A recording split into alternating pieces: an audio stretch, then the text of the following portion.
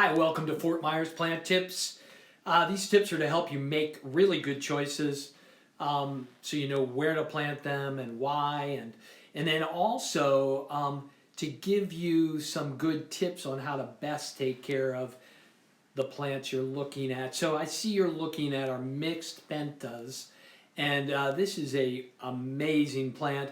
It's actually one of my favorite plants. If I have a big full sun area, I love these pentas because they just love it out in that full sun. They grow like crazy. They're always in color. And the other thing about pentas is that butterflies and hummingbirds love this plant. They visit them every day, especially hummingbirds.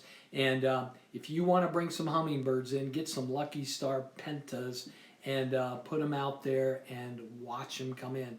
Now pentas, they can be grown in the ground, which is good, and they also can be grown in containers. So both work great, and I use them in both kind of situations, and I'm always happy with their performance. Now there are a couple things you want to do when you plant them in the ground. You know, get them in the ground and chop up that soil, make sure it's nice and loose. Plant them about, I don't know, every 12, 16 inches apart.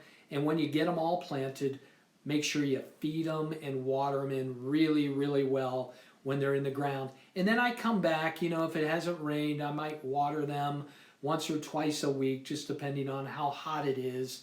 And just really get them going and get them established. And then I feed them. I always like to feed my plants at least once a week when they're in the ground. If you put them in containers, though, you're going to need to feed them more and probably water them more. So if they're in a container, any kind of container, I recommend two to three times a week minimum. All right, we're recommending Nature Source fertilizer. It's in the catalog this year, item 36. It's a natural plant fertilizer. It has no toxic chemicals in it, and it mixes 100% well in water.